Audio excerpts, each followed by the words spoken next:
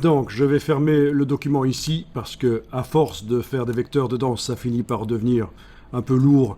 Mais quoique, c'est pas très très lourd, il n'y a pas d'effets spéciaux, il n'y a pas des dégradés, il n'y a pas des motifs. Et ça reste acceptable pour Illustrator, mais malgré tout, je vais fermer le document ici. Fichier fermé, ou CTRL-W sur le PC, commande W sur le Mac. Voilà, il me demande d'enregistrer, j'enregistre. Alors, on va continuer dans l'étude de ce qui est texte dans Illustrator. Donc, les différentes choses, pas nécessairement dans cet ordre-là que j'ai noté, qu'on va voir et qui est quand même intéressant, c'est le texte déformé par enveloppe. On appelle ça une enveloppe. C'est une espèce d'opération mathématique qui déforme le texte. Très intéressant. En général, on utilise la déformation par arc de cercle. On verra aussi du texte avec des bords blancs superposés. Ça va un peu faire référence à l'exercice du guépard. Vous allez voir. Très pratique pour faire rapidement des logos, des logotypes, des logos avec du texte avec des bords blancs superposés. Et vous verrez que pour mettre des bords blancs sur du texte, c'est pas facile du tout. Il faut connaître l'astuce. Et on va garder le texte non vectorisé, modifiable, dynamique. On appelle ça dynamique. Dynamique en infographie, ça veut dire modifiable. Donc, certaines personnes vont dire, oui, pour arriver à mettre correctement des bords blancs sur du texte, pour arriver à mettre des contours, blancs ou pas d'ailleurs, sur du texte, il faut absolument le vectoriser, sinon ça ne marche pas bien. Mais si vous connaissez l'astuce, vous pouvez garder le texte non vectorisé, donc on peut corriger des fautes d'orthographe, modifier le texte, c'est mieux. Autre chose, du texte qui sert de masque pour faire apparaître uniquement à travers les lettres une image. Donc ça c'est relativement intéressant, je dis relativement parce que Photoshop s'en sort pas trop mal du tout sur ce type de travail d'une image qui apparaît à travers du texte. Et donc voilà, Illustrator le fait aussi, mais je me demande à la limite s'il le fait pas moins bien que Photoshop.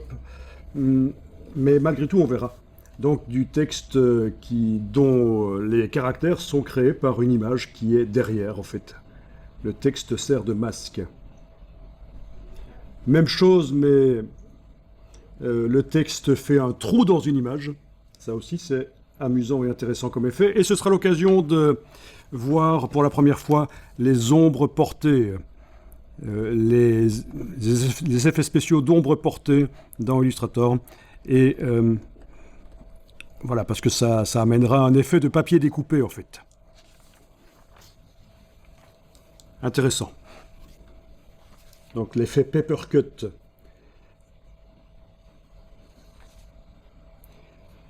On verra aussi que le texte peut être mis dans un masque de la palette de transparence, mais je ne suis pas certain que je vais le voir aujourd'hui. Non, je ne pense pas que je vais le voir aujourd'hui parce que c'est tellement différent du reste que ça va vous embrouiller si je vous parle de ça aujourd'hui.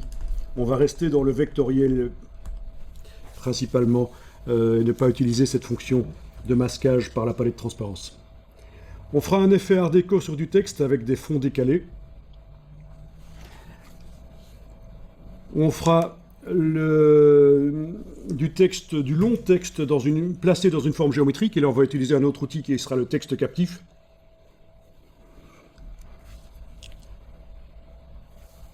On fera du texte dans une forme avec la fonction déformation par l'objet.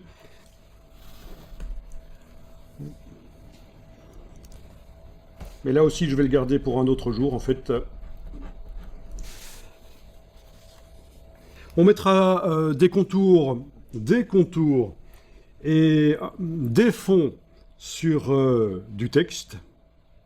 Après, on pourra en faire un style graphique et l'appliquer sur n'importe quelle autre forme, même si ce n'est pas du texte.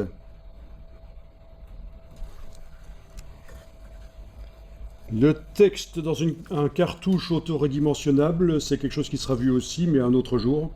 Ça, c'est intéressant. Vous mettez du texte dans un rectangle. Si vous modifiez la longueur, vous avez le rectangle qui s'agrandit. Ça fait un peu un effet de panneau qu'on a à l'accueil, à l'entrée des villes ou des villages.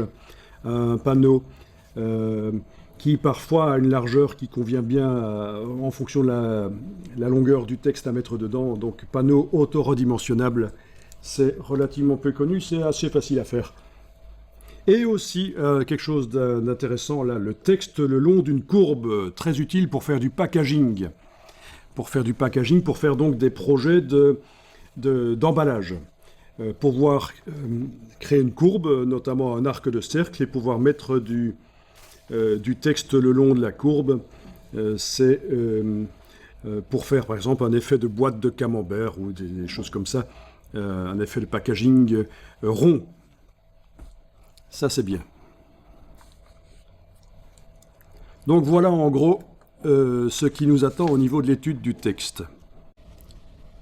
Donc je vous propose de redémarrer dans Illustrator au départ d'un nouveau document. Vous allez faire fichier nouveau.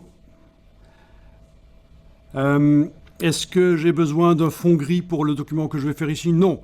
Pour un autre exercice qu'on fera, j'aurai besoin d'un fond gris parce qu'on va travailler avec des contours blancs et ce sera intéressant.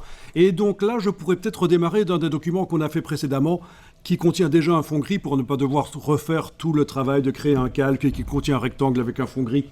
Donc, mais ici, je sais que je ne vais pas avoir besoin de fond gris, donc je crée carrément un tout nouveau document. Donc, je vais dans Impression, dans A4, dans Horizontal,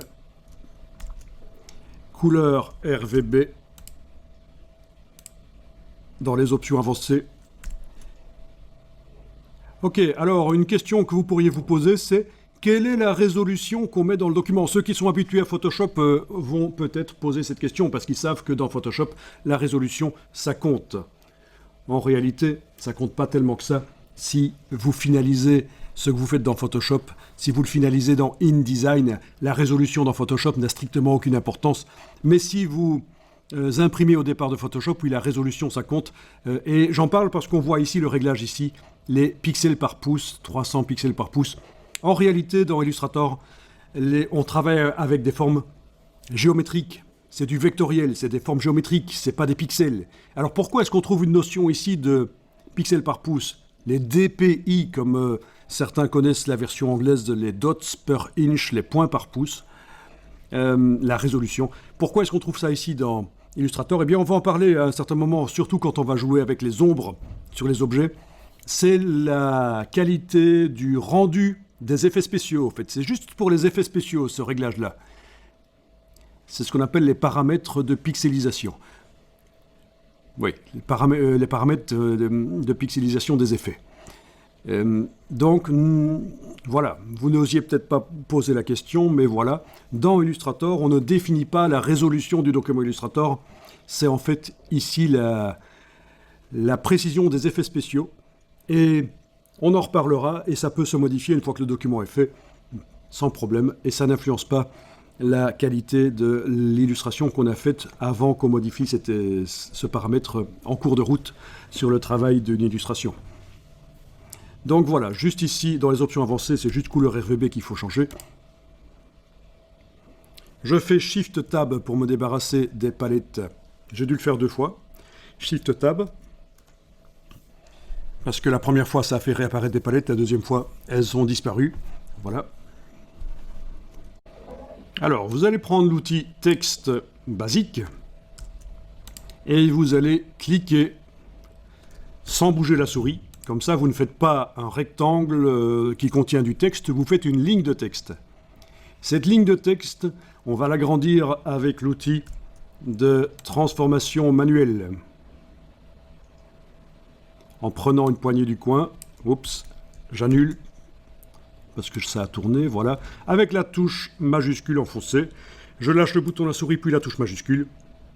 Voilà, j'annule décidément. Voilà, j'ai bu un peu trop de café peut-être. Donc voilà, ok. C'est agrandi. Et là, on va taper du texte à la place. Donc ça, c'est ce qu'on a fait tout à l'heure. Normalement, c'est pas trop difficile à faire. Une ligne de texte qu'on agrandit par l'outil transformation manuelle avec la touche Shift, la touche majuscule, pendant qu'on prend les poignées du coin. Puis, je sélectionne tout ça. Et je vais taper n'importe quoi.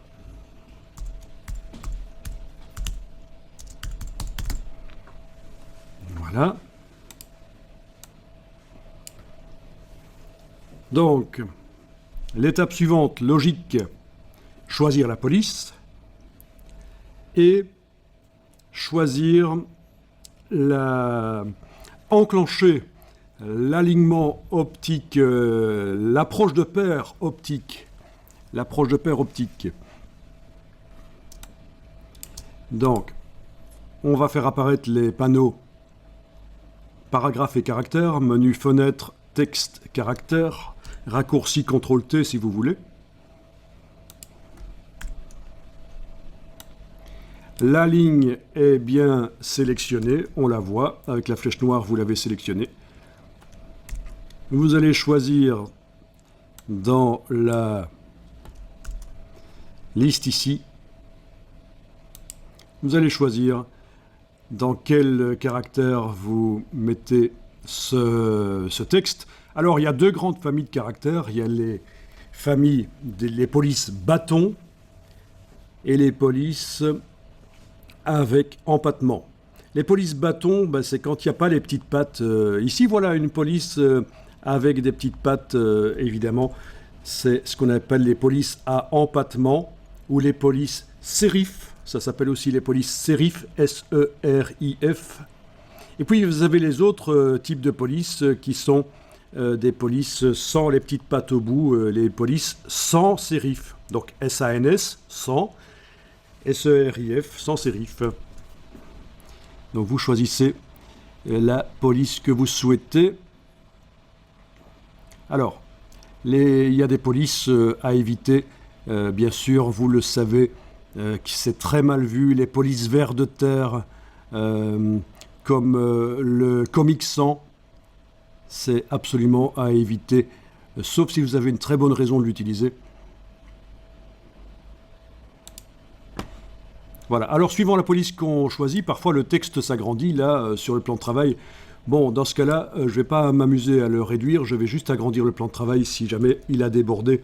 Oui, c'est vrai qu'en fonction de la police qu'on choisit, on peut avoir le texte qui s'agrandit, là, et qui occupe plus de place. On n'est pas lié au format 4 ici, parce qu'on finalise l'illustration ailleurs. Normalement, dans Illustrator, on ne finalise pas dans Illustrator. C'est-à-dire que ce qu'on fait dans Illustrator, on le place dans un format dans InDesign ou dans un autre document Illustrator, si on ne veut pas apprendre InDesign. Donc, mais ça, c'est des choses qu'on verra. Voilà, pour appuyer ce que je vous disais, j'ai tapé ici dans Google sans sérif et vous avez des sites qui arrivent qui vous expliquent la différence entre police sérif et police sans sérif. Donc les polices sérif, c'est avec les petits empattements. Les polices sans sérif, c'est les polices un peu bâtons, sans les petites pattes. Donc les polices sérif, c'est avec les empattements. Et sans sérif, c'est sans les empattements. Voilà, donc il vous explique ça ici sur le site notamment, mais je ne conseille pas particulièrement ce site, c'est juste que je suis tombé dessus. Si j'affiche les images ici, vous allez avoir, voilà, plein d'exemples sans sérif, avec sérif, voilà. Alors ça, c'est pas bon cet exemple, mais ici, cet exemple-ci est bon. Les petites pattes à droite, les polices sérif, voilà. Voilà, les petites pattes. Donc les deux grandes sortes de polices qui existent, voilà. Et je voulais choisir celle que vous voulez donc dans Illustrator. Je vous ai parlé aussi de la police Comic Sans, police de Microsoft si je ne me trompe pas. Donc c'est très mal vu dans le monde du graphisme d'utiliser ce genre de police vers de terre. C'est moche. Vous allez vous griller si vous utilisez ça, sauf si vous avez une très bonne raison d'utiliser. Voilà. D'ailleurs, vous voyez ici le point... là, ce que je vous explique, ça fait partie de la culture du graphisme et de l'infographie. Vous avez un mouvement où, voilà, on est contre le Comic Sans. Vous avez peut-être déjà vu ça sur les réseaux sociaux, d'ailleurs. Il y a un mouvement contre le Comic Sans. Voilà. Tellement c'est moche, quoi. C'est pour ça. Pourquoi est-ce que tout le monde déteste le Comic Sans? Parce que, voilà, c'est peut-être adapté à certains usages pour les enfants, pour faire de la communication pour les enfants, pourquoi pas, mais pas pour le reste. C'est surtout parce que c'est moche, quoi, c'est du ver de terre. Voilà. Alors donc, la police de caractère que j'ai choisie ici, je vais resélectionner la ligne parce qu'elle n'était plus sélectionnée, et je vais aller enclencher dans la palette de caractères l'option ici, l'alignement, l'approche de paire optique. Voilà, approche de paire optique. Bien.